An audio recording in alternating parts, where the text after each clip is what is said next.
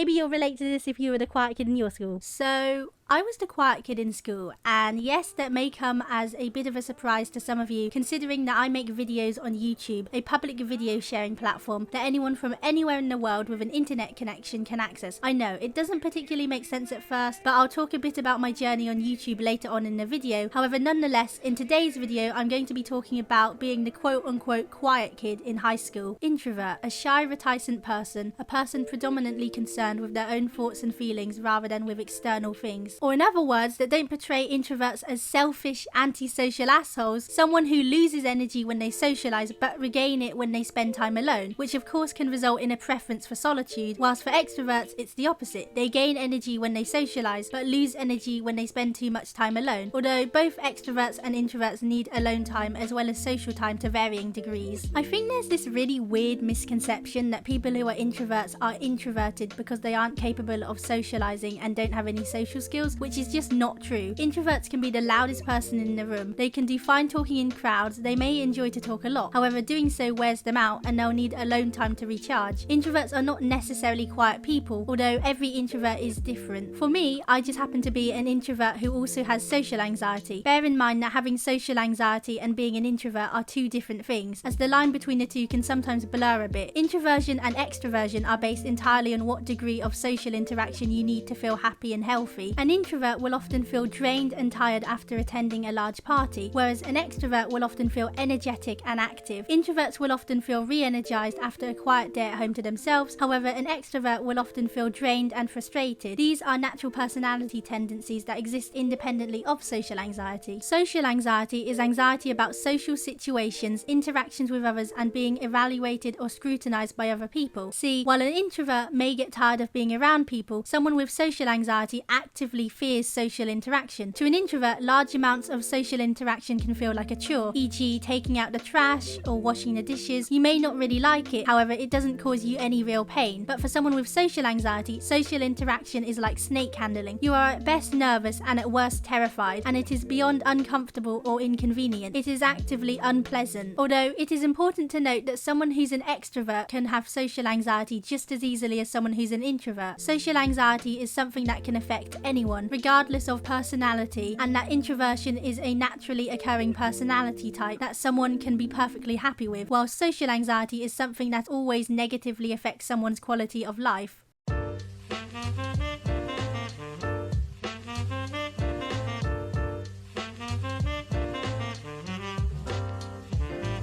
I was labelled the quiet kid throughout most of my school years, but more so during my high school years, which makes sense since high school is usually the time that a lot of kids start to socialise a lot more and put themselves out there in order to make new friends. Whereas me, well, I would just spend most of my lunch breaks alone in the school library playing Minecraft on my phone. Growing up being the quiet kid in school was not exactly the easiest thing. I wasn't always physically bullied and shit, but a lot of the bullying I experienced was the type of bullying that could go easily unnoticed when looked at in a surface level sort of way. Despite that, I wasn't exactly, the person that everybody wanted to talk to. People would often take advantage of how quiet I was and my need for friends, or they would just not talk to me at all. And in case you didn't know, if you were the quiet kid in school, then it would be likely that you'd get made fun of for it. Now, don't get me wrong, school's very important for a lot of things. Obviously, education, but also building up social skills and socializing. And having social skills and being able to socialize with other people are very essential. So let's not pretend that they aren't. However, socializing and building up social skills may not be as easy for some as it is for others, whether that be because of social anxiety, maybe they haven't had the best experiences socializing with other people their own age because of bullying or marginalization, etc., or because they get judged for being more introverted than others around them, so they don't get the chance to socialize as much as they'd like to. When I finished primary school, I hoped that some of my friends would be going to the same high school as me. However, we all just ended up going to different high schools, and the one classmate that did end up going to the same high school as me, I didn't particularly get on that well with, so we pretty much just had nothing to do with each other. Adapting to high school life and familiarizing myself with the place I could do, but making friends and socializing, well, that's where things kind of went downhill. I've always had a very bubbly and energetic sort of personality, and this shows when I'm around people that I'm comfortable with and know quite well. But with people that I'm not very comfortable with and don't know that well, I'm always extremely quiet and reserved, and so throughout the majority of my school years, I was often the latter version of myself with people. By around the third week of high school, most of my classmates had either joined one one of the already established friendship groups, or had formed a friendship group of their own. But me, I could barely even start up a decent conversation with someone. Not because I didn't want to, but because I would get so much anxiety at just the thought of going up to someone and starting up a conversation with them, which may sound absolutely ridiculous to someone that doesn't have social anxiety, but to someone that does have social anxiety, something as small as starting up a conversation with someone can make you feel sick to the stomach. And one of the worst parts about it is that I would just stand there and watch my classmates chat and laugh among each other, knowing full well that all I'd need to do to join in with them would be to just talk to them and get involved, but somehow I could just never do it. It was like what I wanted was being dangled right under my nose, but I could never just get to it. You know, kind of like if someone were holding the key to your prison cell right in front of you, but just outside of your reach. I would then constantly beat myself up about it, because I knew that if it weren't for my social anxiety, then I'd be better able to talk to my classmates and join in with them more. But because of my social anxiety, I couldn't just go and join in with them like I wanted to. Unlike having a prison key held just outside of my reach, it was more like I could reach the key, but I would choose not to, and would then get upset about being in that prison cell, whilst at the same time knowing that a lot of it was my fault. However, if one of my classmates came up to me and started up a conversation, I would usually be able to converse with them quite well, but would always end up over-analysing every little thing. How I said something, if I made too much eye contact, not enough eye contact, what my face looked like, every smile, every blink, and I would be extremely aware of my hands, which would make me quite fidgety. Furthermore, sometimes days after a conversation, I would still be thinking about some little detail, which logically I knew that they most likely didn't even think twice about, but to me it would just be nagging my brain endlessly. Although the more people around me, then the quieter I would be. So if a group of my classmates came up to me and started up a conversation, I would instead be very quiet. So 1v1 I generally wouldn't be too bad if the other person came up and started the conversation first, but if it was 3 or more people, I would shut down and let everyone else do all the talking. I barely even spoke when it was just 2 other people. But regardless of that, my social anxiety affected more than just how I interacted with my classmates. I'd quite often fall behind with my work, as during class I would avoid asking questions and asking for help, even if I was really struggling with a certain piece of work or just needed some further clarification from my teachers about the work that had been set, because just like with my classmates, I'd be too anxious to even initiate conversation with my teachers as well, although even more so than with my classmates, as I would be in a room full of people. Yet something that was even more anxiety inducing than initiating conversations and talking to people.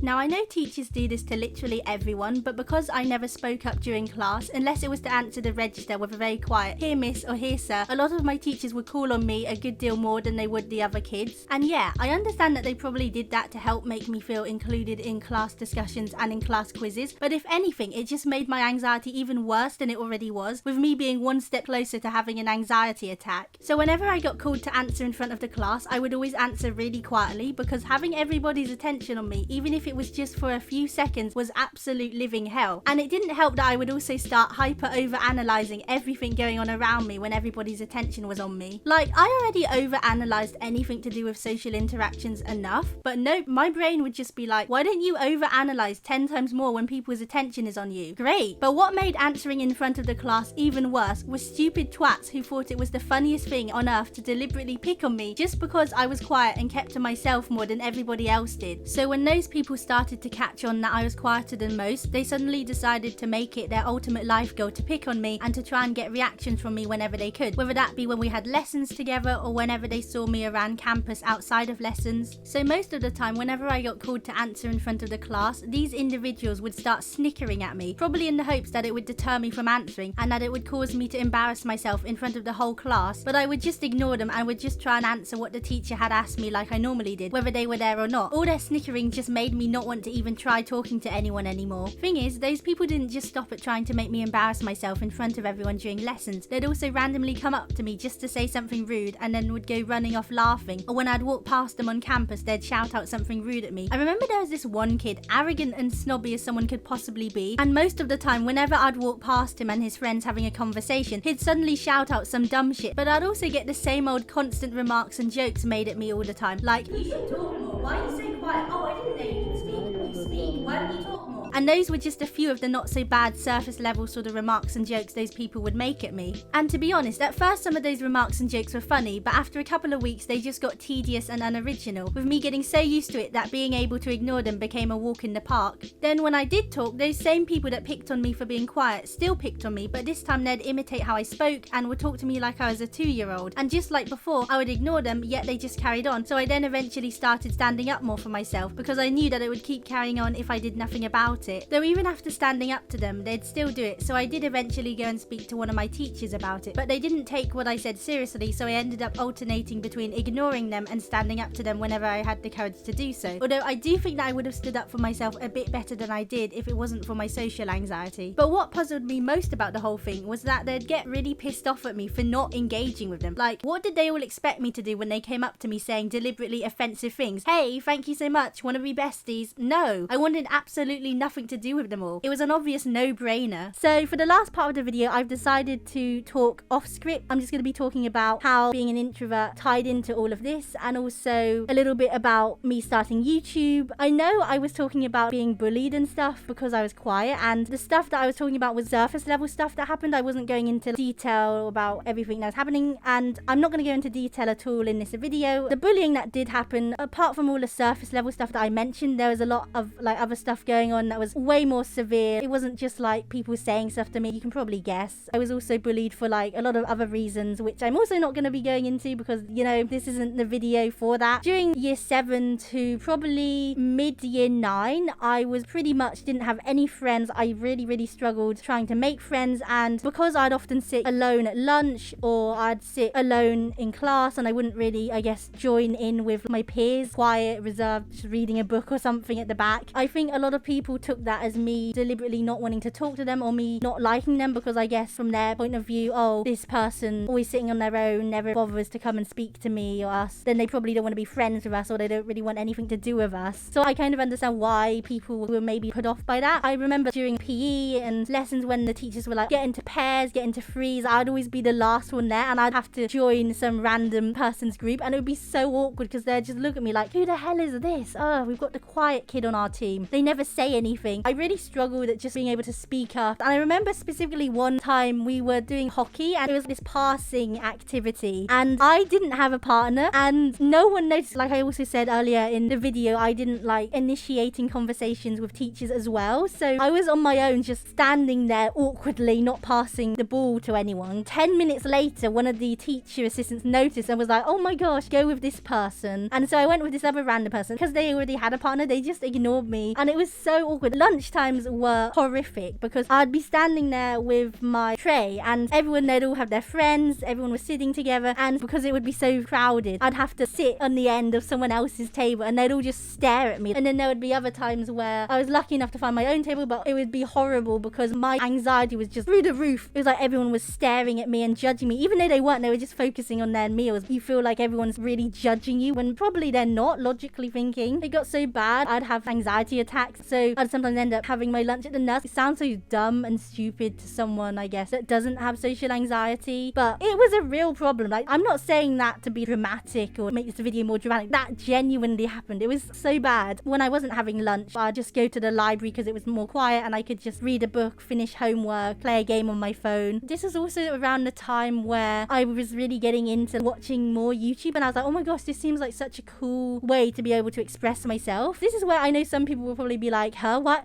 How'd you start YouTube? You can't have social anxiety with a YouTube channel. You can't be an introvert. Let me explain. The appeal of YouTube was being able to be myself, because I'd always see all these vloggers sitting in their room with their phone camera and just talking about stuff that interests them, having rants and just being themselves. And I thought that just sounds amazing, because with the whole being bullied and stuff, that's where a lot of my trust issues kind of happen, because they'd also pretend that I was their friend because they could see that I didn't have friends. So like I said a lot earlier on in the video, they took advantage of my need for friends. So the idea of just being able to pick up my phone camera, film without judgment was just so cool. And I've always enjoyed being creative, and I actually started off on another channel which had the same name, where I did vlogs and stuff. I'd be scripting all these videos, making all these vlogs, skits, and it was just a really nice escape where I could be myself without having to be scared of people and socializing. So that's when I started YouTube. This is where I'm going to talk a bit more about friends and being an introvert. By mid year 9, there were a few few new people that joined our year, and obviously because every year in school you always change classrooms, I was very fortunate enough to share some classes with some pretty cool people who I had actually originally spoken a bit to when Ned initiated the conversation, but I think because I'd already kind of spoken to them and they had been nice to me and we'd got on despite not really becoming friends or acquaintances, we kind of started to talk a bit more. I definitely feel like if I didn't have all this social anxiety stuff, then I would have made friends with the people that I did make friends with in year 9 a lot earlier, but we didn't become like close friends. It was more like acquaintances, acquaintance friends. I don't even think that's a term, but this is where the introversion stuff kind of comes in a bit more. So when I had lunch on my own and went to the library on my own, I realize this now, I'd be really content just playing a game on my phone, eating lunch on my own, but at the same time I was so anxious. I guess the introvert part was me being pretty content with eating lunch alone or just reading a book on my own in the library, but the social anxiety part was me feeling so anxious that people were looking at me, judging me, are they laughing at me when they're not, and like kind of just acting really weirdly because I was so scared everyone was judging me. So I guess when I made those friends, I remember I'd get really confused because we'd spend the morning together and then they'd invite me to sit on the field with them. And this sounds so ridiculous because I know people are going to be like, you just got friends and now when they invite you to do something you said no thanks. What? I'd get really exhausted from hanging out with them in the morning that I'd need just a little time to myself during lunch break instead of going to sit on the field with them. That is pretty much everything that I wanted to talk about in today's video essay. I'm really sorry if this last part of the video was really rambly and was a bit all over the place. Also, another thing that I just wanted to make clear, this is not me trying to put everyone who has social anxiety or who is an introvert into a box and say this is what it is, everyone's like this. And I hope I did make that clear in the beginning when I was talking about the differences between being an introvert and having social anxiety and how those two can kind of blur. So I hope I got that point across okay, and this is just me talking about my own personal experience being the quiet kid in high school, having social anxiety and being an introvert. But anyways, one last quick note, when I was doing research for this video essay, I actually looked up on YouTube to see if anyone else had done the video essay on something similar or the same thing, being a quiet kid in high school, but all that came up were those dark humor TikToks that are like, oh my goodness, the quiet kid's a sociopath, they're a psychopath, you know, those weird jokes that people make at people who are quiet. Like, it's just stupid, but that's what came up, and I guess that's kind of also another thing that encouraged me to make this video essay because I kind of want to talk about it from the quiet kid's perspective. Also, if you are watching this and you are considered a quote-unquote quiet kid in your school or college, just know that you are amazing and don't let people who are just rude for no reason be just horrible to you just because you're quiet. You're cool, okay? Okay, bye.